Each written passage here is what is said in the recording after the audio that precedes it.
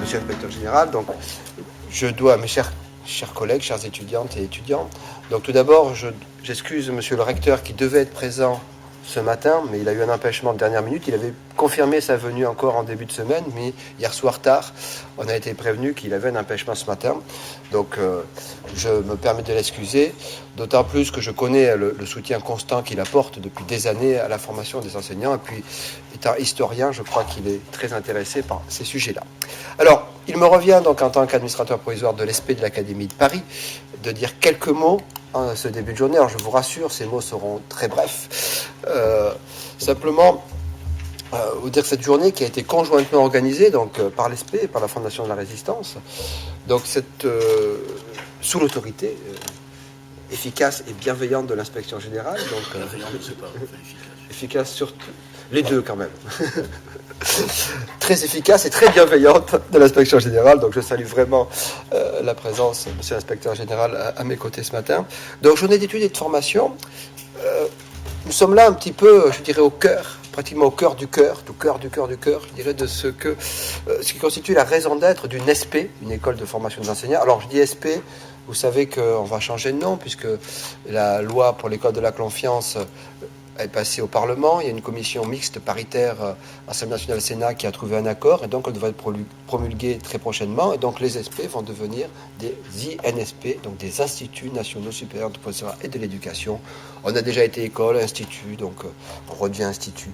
Ça ne change pas le fond et en tout cas une école de formation des enseignants, des conseillers et conseillers principaux d'éducation. Donc ce que je disais, c'est que la raison d'être formation et recherche, puisque notre mission quand même est d'établir des liens entre la recherche, quelle qu'elle soit, la recherche disciplinaire bien évidemment, elle compte de manière importante, mais aussi la recherche didactique, la recherche pédagogique, les recherches qui sont liées d'une manière ou d'une autre à l'éducation et la formation. Alors je tiens tout d'abord à remercier vraiment sincèrement les organisatrices et les deux coordinateurs de cette journée, Simon Catros, que je connais le mieux puisqu'il est professeur d'histoire-géographie à l'ESP depuis quelques années, qui est aussi universitaire puisqu'il est docteur en histoire contemporaine, qui investit dans de très nombreuses missions à l'ESP, qui réalise toujours avec efficacité et vraiment réussite systématique d'autres missions. C'est pas la première réunion que tu organises. Et bien sûr, Madame Hélène Assès, que je connais moins, qui est là, on s'est rencontrés tout à l'heure, qui est aussi professeur d'histoire-géographie, détaché de l'éducation nationale à la Fondation de la Résistance et qui s'occupe de, si j'ai bien compris, tout ce qui est pédagogie. Donc merci beaucoup à tous les deux d'avoir co-organisé cette journée d'études et de formation. Remercie aussi les différentes intervenantes et intervenants de la journée, qui sont tous, quel que soit leur sujet, des spécialistes reconnus. Certains, je les connais déjà, ils sont même intervenus il y a quelque temps dans cet amphithéâtre. D'autres, je les connais moins, autres que par leurs travaux, mais c'est aussi un plaisir de les découvrir. Je remercie également tous les personnels de l'ESP et bien évidemment les personnels non enseignants, les BIATS, qui sont toujours dévoués pour que cette journée soit un succès. Elle le sera, j'en doute pas. Et bien sûr, remerciements à vous, toutes et tous, qui êtes là ce matin. Alors ce projet, c'est déjà un beau projet qui est déjà bien avancé. C'est une collaboration. Et au-delà d'une collaboration, c'est un travail croisé entre l'ESP et l'OARIV. C'est parfait. Tout arrive à son heure. Là, il y en a pour la journée. Le va être moins chaude que celle d'hier, la demi-journée. Mais il y en a tellement qu'on pourra en avoir pour plusieurs jours. Donc, le travail croisé, je dirais, entre l'ESP et la Fondation de la Résistance, donc autour de l'enseignement de la Seconde Guerre mondiale, depuis l'école primaire jusqu'au lycée. Cette journée, ce projet doit permettre d'assurer une formation sur les ressources et les méthodes renouvelées pour aborder ce sujet. Alors cette journée présente également l'intérêt, je l'ai déjà abordé tout à l'heure, d'accueillir des historiens qui sont des spécialistes reconnus de cette période, et plus particulièrement bien sûr de la Résistance, et aussi des enseignants qui expérimentent dans leur classe au quotidien, au jour le jour, à différents niveaux et sous différentes modalités, l'enseignement de cette partie de l'histoire qui est quand même toujours un peu difficile. Je parle face à des spécialistes, donc je vais être prudent, mais à enseigner. Voilà, j'ai dit que j'ai été l'être court, donc je le suis simplement pour dire que j'ai lu bien évidemment avec intérêt le programme. Alors je veux dire tout est passionnant. Peut-être qu'il y a quelque chose qui nous tient encore plus à cœur, c'est tout ce qui est lié à l'école, qui va être dit bien évidemment aux enfants pendant la guerre. Donc c'est intéressant. Je pense que ça va être passionnant. Voilà, j'ai dit. Chers collègues, monsieur l'inspecteur général, c'est les simples quelques mots que je voulais dire en cette introduction, en cette début matinée. J'espère qu'ils reflètent vraiment l'importance que représente cette journée d'études et de formation pour l'ESP. C'est quelque chose d'essentiel. Je sais que ça l'est aussi, bien sûr, pour l'inspection générale qu'elle est représentée, pour le recteur de Paris et le rectorat. Et c'est avant tout important pour les étudiantes et les étudiants. Ceux d'histoire-géographie, ceux du premier degré, mais tous les étudiants et les étudiants, et donc pour les élèves. Parce qu'on est là quand même pour les élèves. Voilà, je vous remercie vraiment toutes et tous bien sincèrement d'être là aujourd'hui. Je sais, je ne doute pas que cette journée va être une réussite. Moi, j'ai une frustration, que je dis chaque fois, c'est que j'inaugure les journées d'études, les colloques, et je ne peux pas rester. Alors heureusement, grâce à Yoann Potier qui est là et à toute l'équipe, c'est filmé, ce qui me permet de voir le soir, le week-end, les vacances, tout ce qui a été enregistré à l'ESP, ça me permet de me cultiver, d'apprendre beaucoup de choses, de prendre des notes, généralement. Donc ça, c'est vraiment une chance d'avoir cet enregistrement. Et je vous souhaite une excellente journée. Donc je vais rester mais très peu de temps parce que je dois être hors SP dans quelques dizaines de minutes.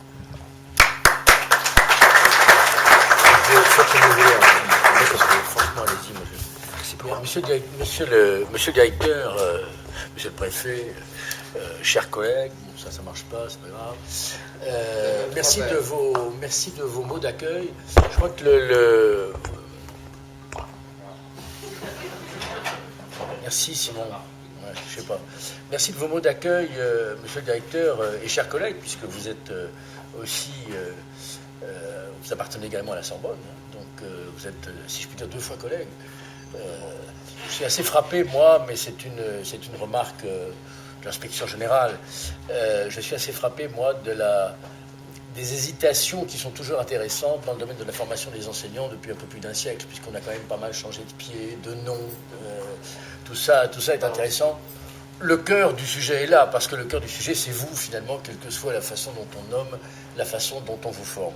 Et vous avez insisté sur le côté un peu particulier de cette journée. C'est une première, hein, il faut bien le dire. Et vous avez suffisamment signalé le fait que cette réunion soit placée sous une autorité non pas tutélaire, mais au moins tripartite, l'inspection générale, votre établissement, l'ESP de Paris et la Fondation de la Résistance. Et je veux dire que l'idée de cette affaire est venue de la Fondation de la Résistance, d'Hélène Staes et de Simon Quatrose. J'ai plaisir à les saluer tous les deux, je les connais très bien depuis longtemps. Vous avez parlé de la thèse de Simon Quatrose, j'avais l'honneur de siéger dans son jury de thèse, c'était à la fois une très belle thèse, une très belle soutenance, et c'est un élément, je crois, extrêmement important de votre institution. Quant à Hélène Staes, sous l'autorité du préfet Convert, elle a permis à la Fondation de la Résistance, depuis toutes ces années, et bénéficiant maintenant du concours actif, fort, intelligent de Fabrice Grenard, elle a permis à la Fondation de développer des actions pédagogiques. Voilà. C'est donc pas seulement une première, mais c'est aussi une façon de signifier à quel point les partenaires sont indispensables quand on se lance dans la formation. On est plus intelligent à plusieurs, mais ça on le sait bien ici, c'est ce que vous dites, vous et vos collaborateurs, que je salue vous-même. Je tiens quand même à le répéter. Alors, vous avez parlé d'autorité de l'inspection générale. La seule autorité qui exerce l'inspection générale est une autorité intellectuelle, mais enfin c'est déjà pas mal. Et à la limite, à tout prendre, c'est plus facile à exercer que l'autorité administrative, monsieur le directeur. Ça vous a pas échappé. Je veux dire que dans ce domaine, cette autorité a consisté à relire des projets et à donner mon aval, ce qui est une situation... Voilà. En revanche, ce qui est assez intéressant, ce que nous ignorions, Hélène, Simon, quand nous avons préparé cette affaire, c'est que à peine quelques jours de distance de cette journée seraient parus les projets de programme de terminale de l'enseignement général, de l'enseignement technologique, mais aussi de notre enseignement professionnel. Alors, je ne parle pas évidemment des programmes du collège qui ont été réformés en 2016, je ne parle pas des programmes de notre école élémentaire qui ont été réformés encore un peu avant, mais je vais donc pouvoir m'appuyer, au moins dans mon propos introductif, sur, au fond, des choses tout à fait nouvelles, parce que ce programme de terminale, pour l'enseignement général, comme pour l'enseignement technologique, comme pour l'enseignement professionnel, il est véritablement nouveau. Il opère, si je puis me permettre, une forme de changement paradigmatique dans l'enseignement de la Seconde Guerre mondiale. Et comme, au fond, l'inspection générale a été associée de manière extraordinairement forte et puissante au changement des programmes, je ne peux pas dire que j'ai été véritablement surpris par leur lecture récente.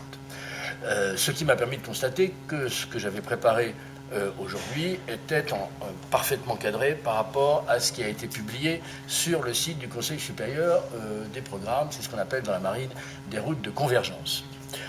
Et donc, après ces propos liminaires rapides, je voudrais quand même vous rappeler le but de cette réunion, comme vous l'avez dit vous-même, monsieur le directeur et cher Alain Frigière, le but de cette réunion, mais aussi le but du changement des programmes. Parce que s'il est bon de rappeler que la formation continue des enseignants est leur devoir, est avant tout leur devoir d'État, il est du devoir d'État de l'institution de les y accompagner. Après tout, plus on demande aux enseignants, plus il est normal que l'institution leur tende la main sur le chemin qui est le leur. Et c'est aussi ce qui signifie cette journée d'aujourd'hui et le rassemblement de tous ces collègues qui ont accepté immédiatement, je dois le dire, de venir travailler sur ces sujets. Il n'y en a pas un, Simon, Hélène, qui a eu la moindre hésitation pour nous accompagner dans cette démarche. Je voudrais simplement vous rappeler, mais très rapidement, quel est l'objet de la rénovation des programmes et pourquoi cette journée est importante. Cet objet est triple. Il a une finalité académique, il a une finalité didactique et il a une finalité pédagogique.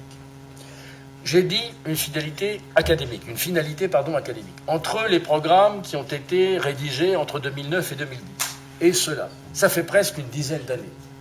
Or, sur ces sujets, en 10 ans, beaucoup a été écrit en matière académique. Il est donc important, il est même de notre devoir, d'intégrer dans nos enseignements des éléments stabilisés de la recherche historique. Je dis les éléments stabilisés de la recherche historique, ce qui, en particulier s'agissant de la Seconde Guerre mondiale, n'a pas forcément été le cas des programmes actuels. Et donc nous aurons, sur ce point, à y réfléchir. Mais que ce soit dans le domaine de l'histoire de la résistance, que ce soit dans le domaine de l'histoire de la déportation, que ce soit dans le domaine de l'histoire militaire, en France et à l'étranger, beaucoup a été écrit. Et donc on ne peut plus enseigner la Seconde Guerre mondiale aujourd'hui comme on le faisait il y a 10 ans. Ça, c'est la première raison pour laquelle il est important qu'on se voit aujourd'hui. Parce que, au fond, on demande beaucoup aux enseignants. Je rappelle que vous êtes 45 000 professeurs d'histoire-géographie, enseignement public et enseignement privé confondus dans le secondaire. Enseignement général, enseignement technologique et enseignement professionnel. C'est quand même un chiffre important. Et que vous enseignez à 6,5 millions d'élèves. Par conséquent, il y a là un devoir d'État à ce que ces choses soient faites. Deuxième point, il y a aussi une réflexion didactique.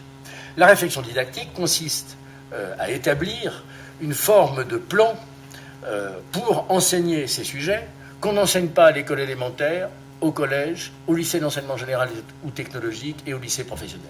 On doit réfléchir sur les moments de cet enseignement. Qu'enseigne-t-on de la Seconde Guerre mondiale? Pourquoi? À quel moment et avec quelle finalité? C'est aussi l'objet de cette réflexion d'aujourd'hui. Les universitaires, les chercheurs, enseignants du secondaire et enseignement supérieur fraternellement mêlés auront à cœur de répondre à cette question. C'est une réflexion qui s'impose aussi devant nos classes. Et puis il y a une troisième exigence qui est une exigence pédagogique. C'est l'exigence des ressources. C'est l'exigence des documents, c'est en particulier pour des sujets comme la Seconde Guerre mondiale, monsieur le directeur, où ce qui menace l'enseignant, ce n'est pas le vide, c'est plutôt le trop-plein. Et donc savoir faire, si vous me permettez cette expression, un tri sélectif entre les documents et les types de documents, savoir traiter le document, car le document, comme le témoin, comme la mémoire, sont des objets d'histoire. Et qu'à ce titre, nous devons les interroger comme tels. Je dis bien comme tel, même si, pour des raisons qui tiennent au temps qui passe, les témoins sont de moins en moins nombreux sur cette affaire, ce qui nous oblige aussi à une réflexion supplémentaire. Voilà ce que je voulais vous dire, et je vais tout de suite rentrer, monsieur le directeur, in medias res, dans, au fond, comment enseigner la Seconde Guerre mondiale dans l'enseignement secondaire. Et je vous souhaite une très bonne journée, en vous remerciant encore. Merci de votre accueil. Alors, enseigner la Seconde Guerre mondiale, c'est à mon avis 3 problématiques, 3 chronologies imbriquées, et puis 3 entrées différentes. 3 problématiques, 3 chronologies imbriquées, 3 entrées différentes. Premier élément, c'est une guerre... Il faudrait peut-être fermer la porte, ce serait très gentil.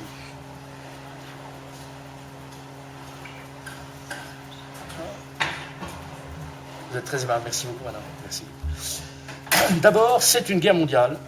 Cela suppose d'emblée, devant nos élèves, et c'est là où les choses non pas changent, mais sont affichées, cela suppose d'emblée d'afficher ou de dire devant nos élèves qu'une guerre mondiale, ça signifie des fronts terrestres, des fronts aériens, des fronts maritimes et leurs interactions. En d'autres termes, la ligne problématique, c'est qu'il y a des réalités militaires, opérationnelles, qui sont déterminantes et qu'il importe d'enseigner à nos élèves.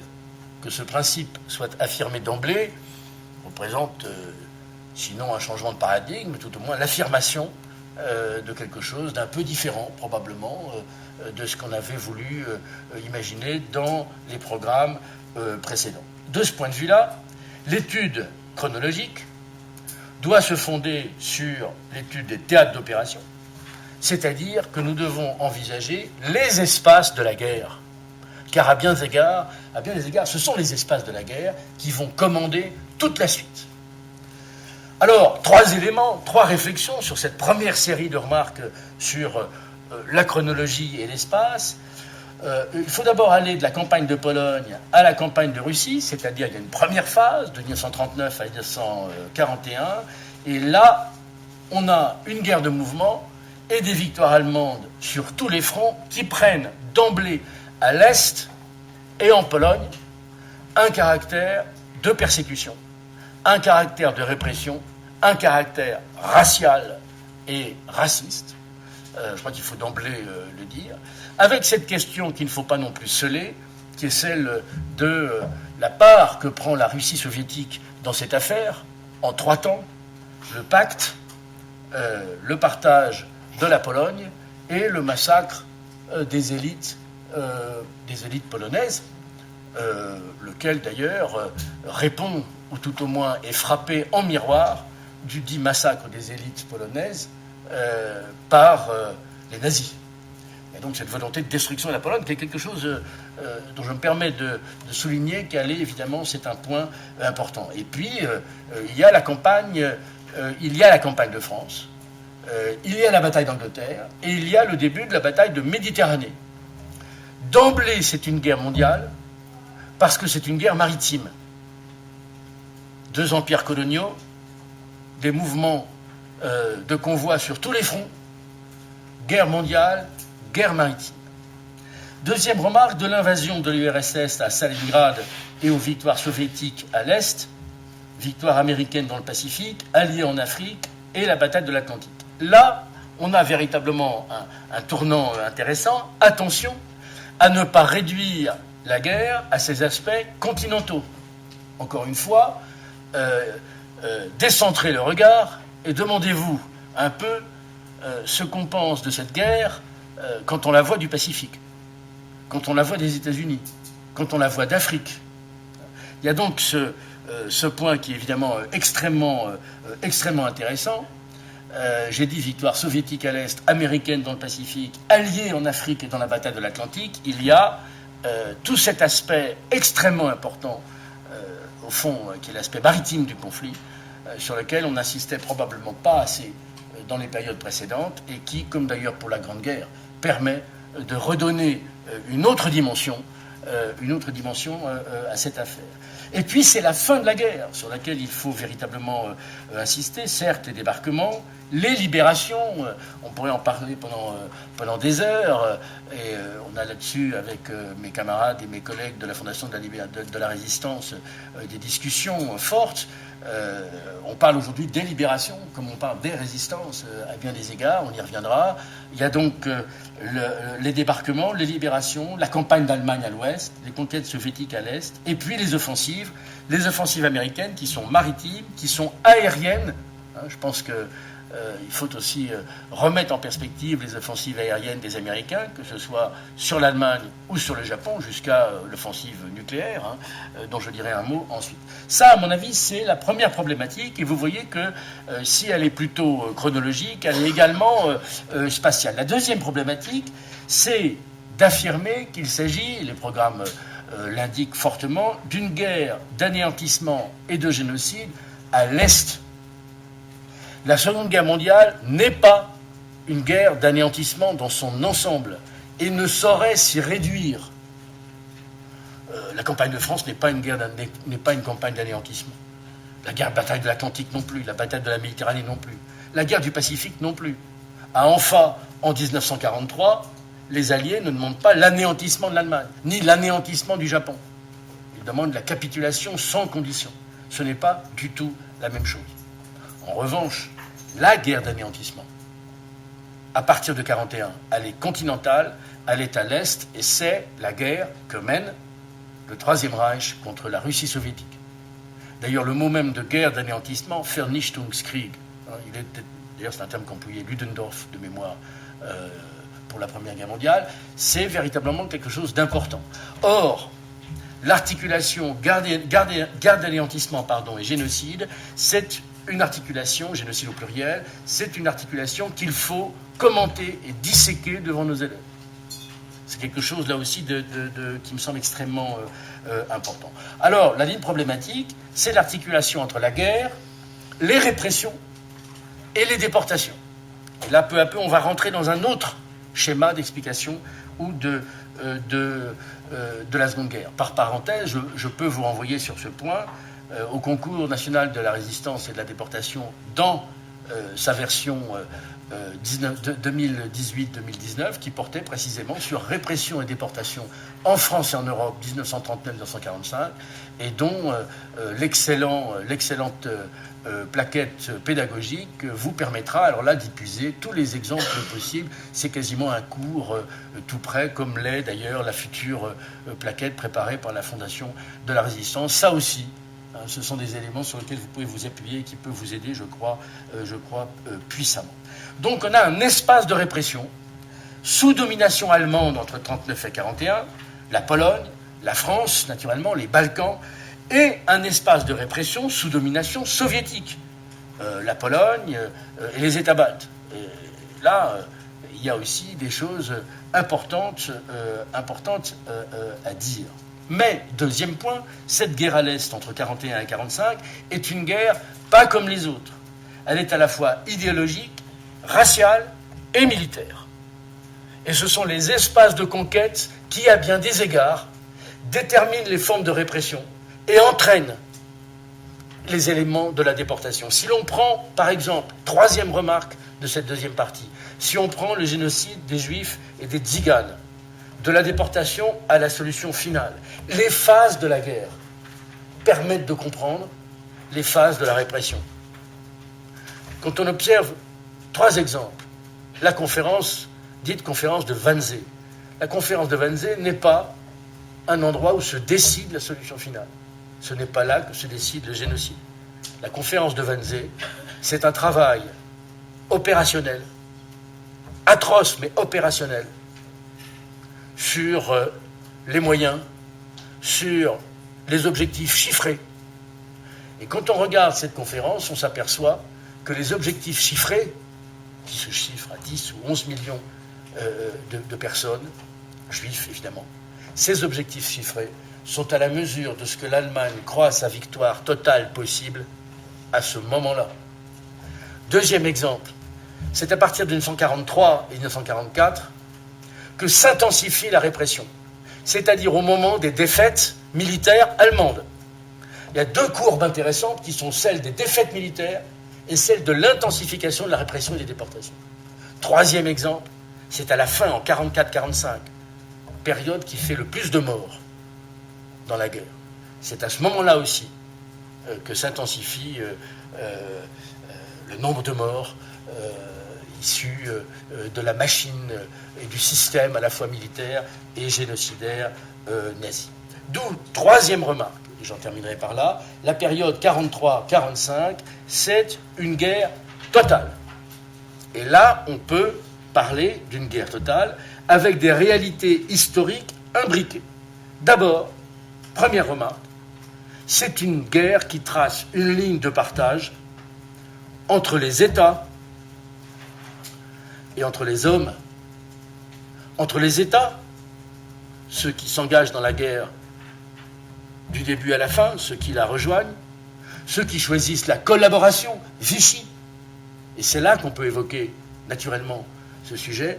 Et c'est une ligne de partage entre les États et entre les hommes, ceux qui choisissent de dire non.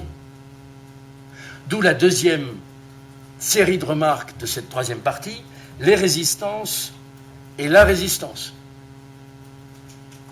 En étudiant, et là je vous renvoie au thème 2019-2020 du concours national de la résistance et de la déportation, qui s'intitule « Entrer en résistance », comprendre, refuser, résister, ceux qui comprennent, ceux qui refusent, ceux qui résistent. Et naturellement, puisque l'histoire se fait en creux comme en relief, ceux qui comprennent moins, ceux qui ne refusent pas, et ceux qui ne résistent pas. Et par conséquent, entre les attitudes, y compris entre les partis politiques, vous avez une ligne de partage qui est évidemment extrêmement intéressante et que nous devons expliquer. Mais avant toute autre chose, avec nos élèves, vous avez là, devant nos élèves ou avec eux, vous avez là un moment extrêmement intéressant sur des interrogations fondamentales, dans le cadre que je viens de dire. Qu'est-ce que c'est que dire non? Qu'est-ce que c'est que s'engager? Qu'est-ce que c'est que refuser? Qu'est-ce qui peut l'expliquer dans des circonstances aussi différentes que celles évidemment du général de Gaulle, de Jean Moulin, de l'inspecteur général Gustave Monod, du capitaine comte Philippe de Haute-Cloque, de ses compagnons de la Libération, cher Vladimir, qui s'engagent comme les époux Aquin dès 1940, ou bien de cette équipe incroyable de savants français autour de Joliot-Curie, qui réussit à mettre à l'abri les éléments scientifiques sur les questions nucléaires.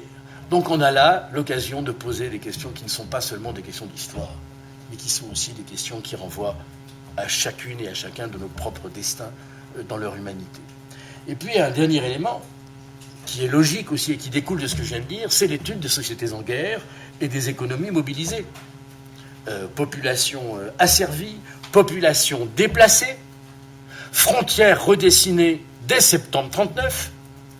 Les frontières ne sont pas seulement redessinées en 1945, elles le sont dès septembre 1939. Tout ça se fait à l'aide de documents, tout ça se fait à l'aide de cas. Je n'irai pas plus loin à ce stade, parce qu'on va voir toute la journée défiler des éléments qui vont en quelque sorte venir composer autant de briques de ce que je viens de vous dire aujourd'hui. Conclusion. Comment conclure cette affaire? Alors, conclure et aller vers le thème suivant de notre travail devant les classes.